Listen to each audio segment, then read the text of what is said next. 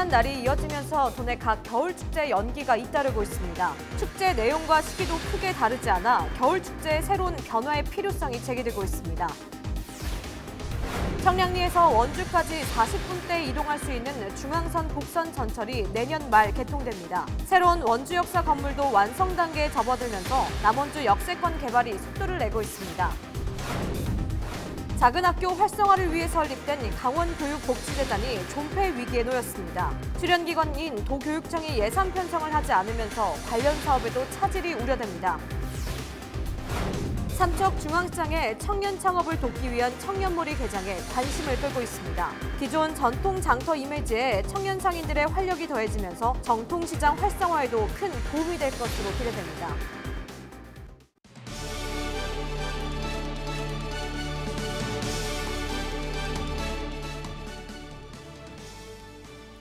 시청자 여러분 안녕하십니까? 헬로티비 뉴스 강원입니다. 첫 번째 소식입니다. 해넘이 해돋이 관광객들은 올해 마지막 지는 해와 새해 첫날 일출을 모두 선명하게 볼 수 있을 전망입니다. 강원지방기상청은 31일 강원도 전역이 대륙고기압의 영향으로 대체로 맑고 새해 첫날인 1일도 대체로 맑은 가운데 내륙 산지에만 낮은 구름이 조금 끼겠다고 밝혔습니다. 이에 따라 31일 강원 전역에서 올해 마지막 해를 볼 수 있을 것으로 예상됩니다. 또 1월 1일 동해안에서는 새해 첫 해돋이 장관을 볼 수 있고 내륙과 산지에서도 구름 사이로 일출을 감상할 수 있을 것으로 기상당국은 내다봤습니다. 새해 첫날 해 뜨는 시각은 삼척 오전 7시 38분, 강릉 7시 40분, 속초 7시 42분, 고성 7시 43분으로 전망됩니다. 강원기상청은 31일부터 1일 아침까지 강원 전역에 찬바람이 강하게 불고 기온도 평년보다 5도 이상 낮아 곳에 따라 한파주의보가 발령되는 곳이 있겠다고 예보했습니다. 춘천 시베리아는 춘천의 겨울을 일컫는 말입니다. 춘천의 겨울이 시베리아같이 춥다고 붙여진 말인데요. 하지만 요즘은 이 같은 말이 옛말이 돼버린 모습입니다. 요즘 예년에 비해 매서운 강추위가 사라졌기 때문인데요. 한낮에도 영상 5도 이상의 포근한 날이 이어지면서 겨울 축제들도 잇따라 연기되고 있습니다. 또 비슷한 포맷과 시기도 지역의 특색에 맞게 변화의 필요성이 설득력을 얻고 있습니다. 장진철 기자의 보도입니다. 1년 전 화천천 모습입니다. 강 전체가 그야말로 꽁꽁 얼었습니다. 1년이 지난 요즘 상황은 다릅니다. 강 대부분이 얼었지만 아직 얼지 않은 곳이 곳곳에 눈에 띕니다. 얼음 두께도 지난해에 비해 절반 수준에 불과합니다. 전국에서 얼음을 가장 잘 얼린다고 자부했던 화천군도 결국 산천어 축제를 일주일 연기했습니다.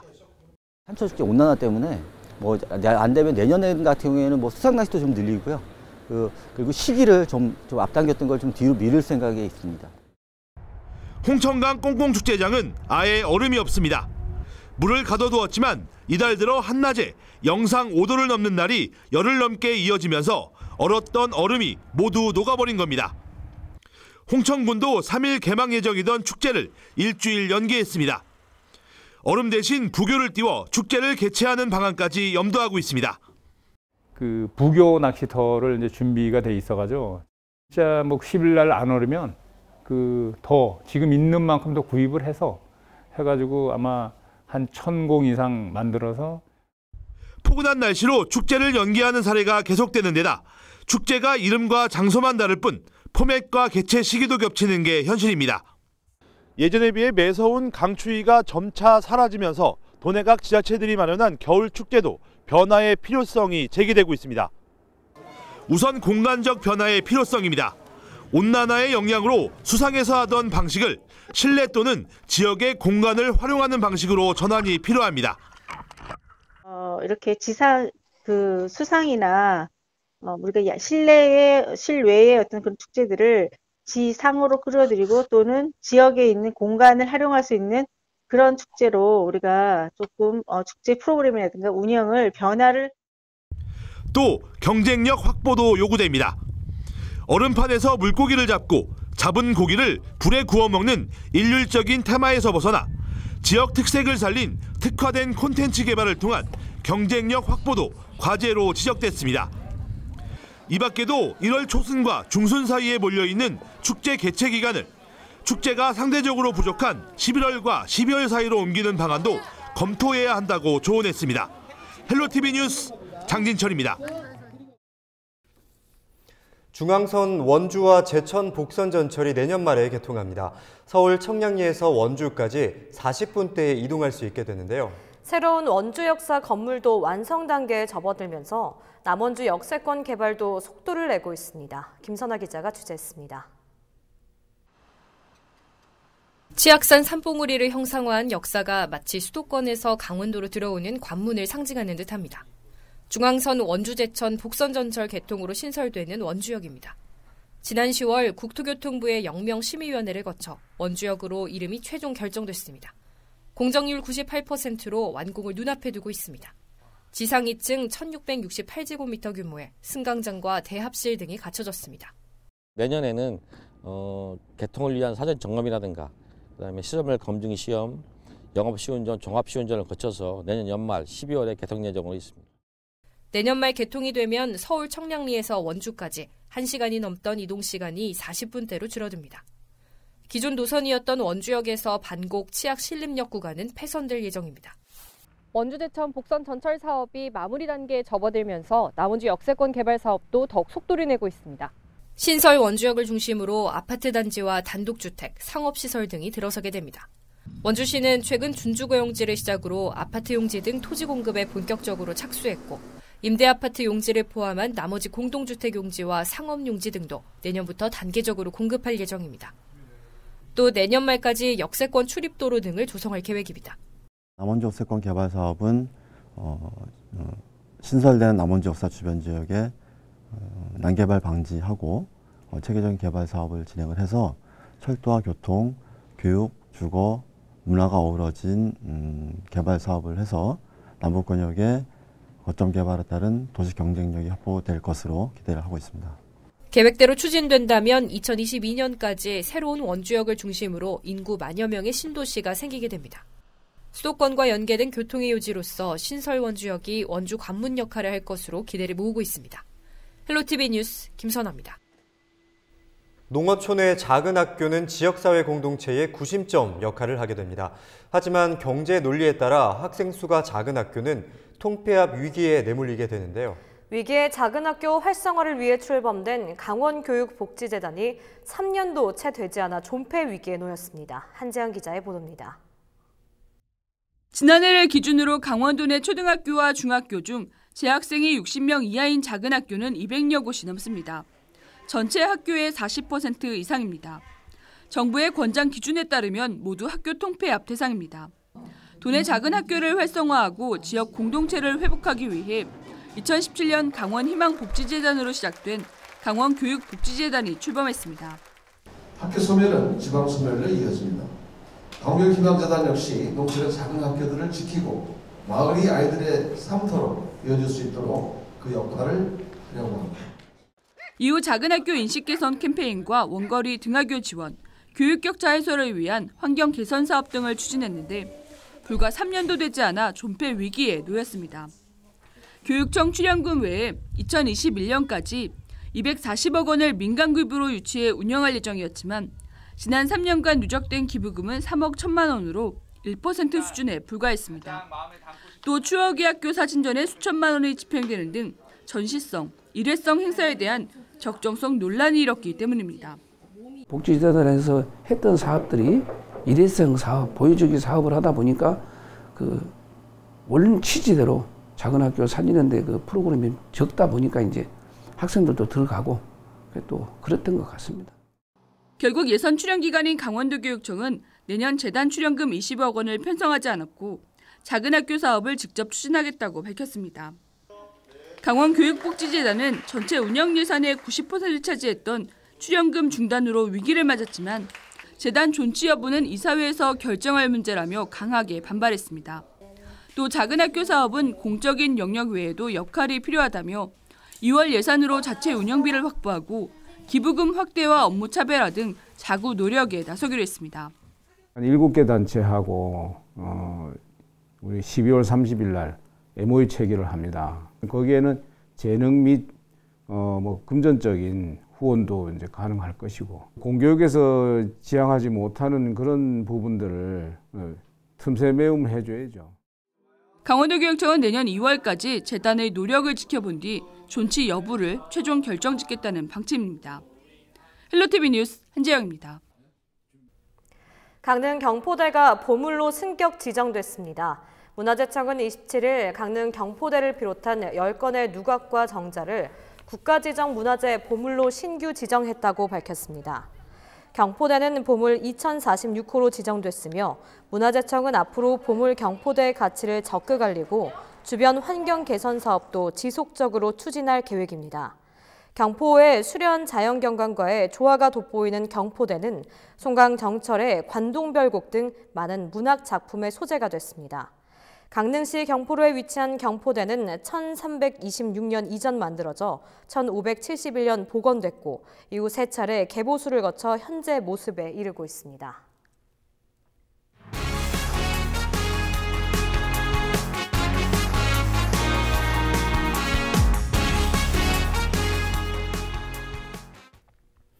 전통시장이라고 하면 주로 야채나 과일 그리고 싱싱한 해산물 위주로 파는 판매장이 연상됐는데요.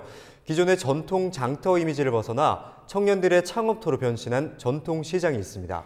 바로 삼척 청년몰인데요. 기존 전통시장에는 없던 카페와 디저트 매장, 공방 등이 들어서면서 활기를 잃어가던 전통시장도 활성화 조짐을 보이고 있습니다. 노지영 기자가 보도합니다. 삼척의 대표적인 전통시장인 중앙시장입니다. 건물 2층에 청년 상인들의 매장인 청춘회가 문을 열었습니다. 10평 남짓의 작은 공간에 깔끔하게 새 단장을 마친 매장은 청년들이 앞으로 새 꿈을 펼칠 공간입니다. 식당과 카페, 공방, 디저트 전문점 등 다양한 즐길거리가 있는 청년 점포 20개가 들어섰습니다.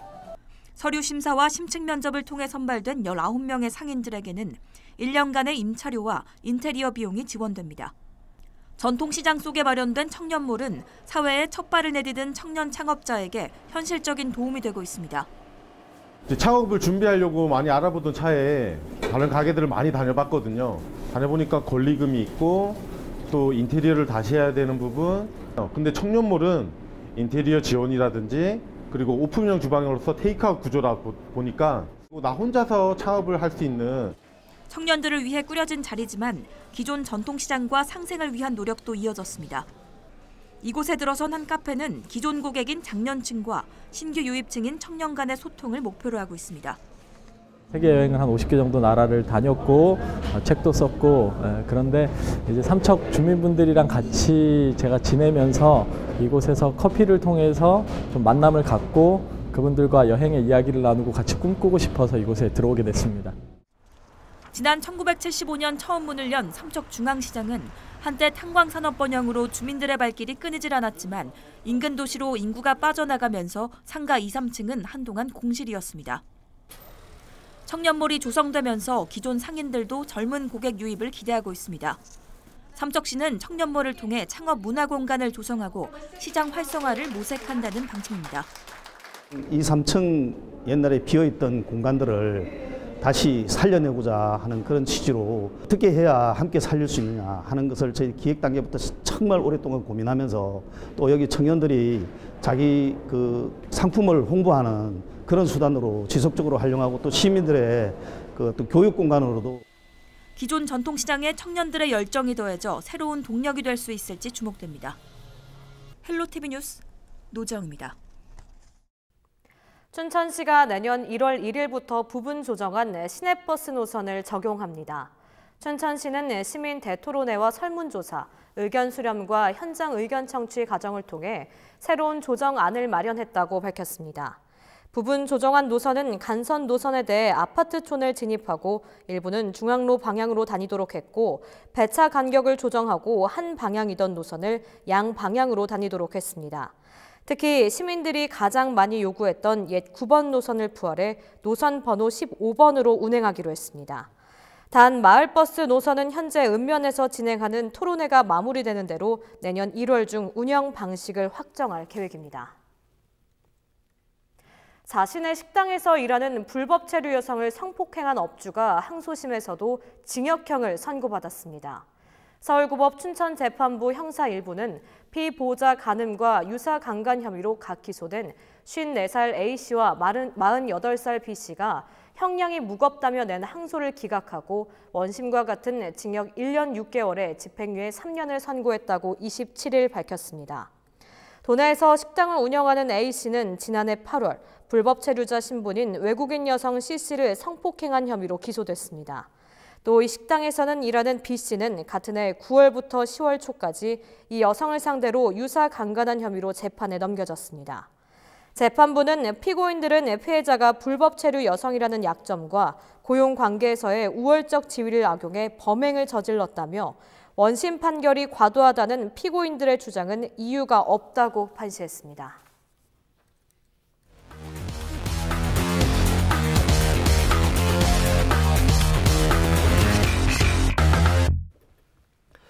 우리 지역의 사건, 사고와 크고 작은 소식을 알아보는 뉴스 인사이드 순서입니다. 첫 번째 소식입니다. 연말 연시를 맞아 이용객이 급증할 것으로 예상되는 대형 음식점과 영화관, 노래 연습장 등 다중 이용시설 비상구에 대한 일제 단속이 진행됩니다. 도소방본부가 40여 명의 인력을 투입해 도내 18개 시군에서 특별 단속을 펼치는 건데요. 소방당국은 비상구 폐쇄, 잠금 행위, 통로 장애물 적치 등 비상구의 역할을 제대로 수행할 수 없는 경우 적발 시에는 300만 원 이하의 과태료 처분을 내릴 방침입니다. 지금 가까이 있는 비상구가 제대로 운영되고 있는지 한 번쯤 확인해 보셔야 할 것 같습니다. 다음 소식입니다. 연말과 성탄절 기념해 강원도 여자 단기 청소년 쉼터가 입소 청소년들에게 따뜻한 추억을 선물했습니다. 특히 가정 밖에서 생활하며 위축된 아이들과 함께 다양한 추억을 만들면서 스스로가 소중한 존재임을 느낄 수 있도록 했습니다. 또 패딩 점퍼 선물을 선물하고 따뜻한 마음을 나눴습니다. 다음 소식입니다. 고성 산불 최초 신고자인 703 특공연대 2대대 안유진 하사에게 이경일 고성군수가 표창장을 수여했습니다. 안 하사는 지난 4월 고성 산불 당시 변압기에서 스파크가 튀는 것을 보고 즉시 119에 신고하고 차량 블랙박스 영상을 제공하는 등 화재 원인 규명에 기여한 공이 매우 큰 것으로 알려졌는데요. 안효진 하사는 많은 아픔을 남긴 고성 산불 피해 주민들에게 작은 힘이 될 수 있어 기쁘다고 소회를 전했습니다. 마지막 소식입니다. 일출의 명소인 동해안에서 다양한 이색 이벤트도 준비되고 있습니다. 해돋이 명소이자 서핑 명소로 자리매김한 양양 주요 해변에서 경자년의 새해를 알리는 일출 서핑 이벤트가 진행됩니다. 죽도 해변과 낙산 해변의 주민들과 서핑샵 상인들은 서퍼들과 일출을 맞이하러 오는 관광객들에게 떡국을 제공하는데요. 서퍼들은 해맞이 서핑 이후에 지역 주민과 따뜻한 떡국을 나눠 먹으면서 해양 환경 보존을 위한 비치 클린 활동으로 경자년 새해를 깨끗하게 출발할 계획이라고 합니다. 지금까지 뉴스 인사이드였습니다. 이어서 날씨입니다. 강원도 전역 찬 공기가 남하하면서 매서운 새밑 한파가 찾아올 전망입니다. 그래도 다행히 맑은 날씨 덕에 2019년 기해년 마지막 해넘이는 비교적 선명하게 볼 수 있겠습니다. 올해 마지막 해넘이 동해안은 오후 5시 15분에서 21분 사이에 볼 수 있겠습니다.